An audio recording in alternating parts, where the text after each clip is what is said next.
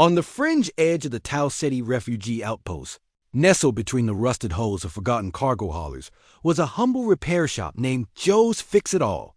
It wasn't fancy, just a steel container with a flickering sign and the permanent smell of engine grease, but its owner, a grizzled human named Joseph Joe Mallory, could fix just about anything. Machines mostly. Joe didn't talk much, didn't smile often. He kept his head down, welding visor usually covering his scarred face and his cybernetic arm clanking softly as it worked tirelessly on alien tech no one else dared touch. They said he used to be a military engineer in the Terran Wars. They said he lost his family in the aftermath. He never confirmed or denied anything. So when a small shadow cast itself across the open hangar door and a soft, uncertain voice said, "Excuse me, sir, are you the fixer?" Joe almost didn't respond, but something in that voice, soft, shaky, honest like it was trying very hard not to break, made him look up. Standing, there was a tiny alien, no taller than a fuel canister, big watery eyes, skin like glimmering sea glass, two stubby antennae that drooped like a sad puppy's ears.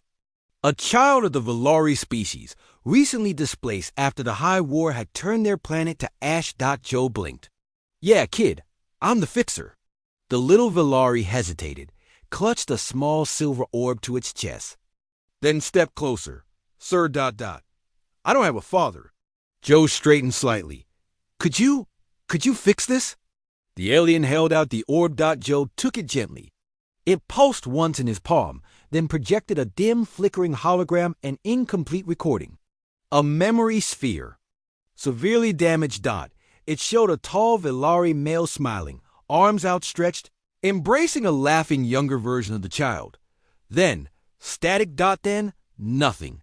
The child spoke again, voice barely a whisper. "He died when the hive ships came. But this is all I have left. It used to tell me stories. He recorded them for me, but it's broken now." Joe stared at the orb, then at the child. He saw no, felt the familiar fracture of loss behind those big alien eyes. No manuals, no training, no universal blueprint for grief, only silence and an innocent request. "Can you fix this?" Joe knelt down slowly. "Come inside." Inside the cluttered shop, tools buzzed and lights danced. Joe placed the memory orb on a worn workbench and began scanning. The Valari child sat quietly nearby, legs swinging nervously over the edge of an old crate. Hours passed. Joe carefully rerouted neural thread lines inside the orb. It was bio-coded, woven with the father's DNA, a delicate work, requiring more than machines. It needed intuition, understanding, patience, things Joe had buried. He didn't speak, but he remembered. His own daughter's laugh, her voice calling Dad from behind a bedroom door that no longer existed. He remembered not being able to fix what truly mattered, but maybe, just maybe, he could do something now. Finally, the orb glowed a warm blue. Joe looked at the child. "Want to try it?" The Valari nodded eagerly, antennae twitching. Joe pressed the surface. The hologram flickered and then blossomed into full clarity. A tall Valari male appeared, voice deep, melodic. "Hello, my little star. If you're seeing this, that means I'm not with you, but I am still proud of you. So very proud." The child let out a quiet sob. "Remember, you are light, even in darkness, Shy. I love you forever and always." The recording faded. The child looked up at Joe, eyes shining with 1,000 emotions no translator could ever parse. "Thank you." "Sir," Joe nodded once, said nothing. "But—" The child ran forward and hugged him. Joe froze.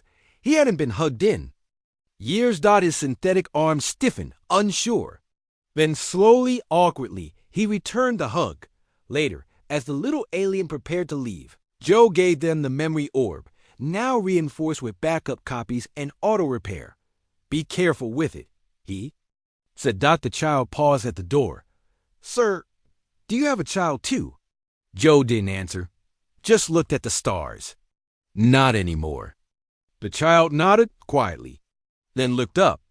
If I don't have a father, and you don't have a child, can we be sort of something like that?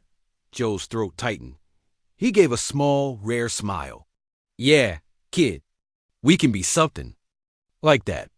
And with that, the little alien ran off clutching the orb, beaming with hope. Joe turned back to his bench, visor lowered again, hiding something in his eyes.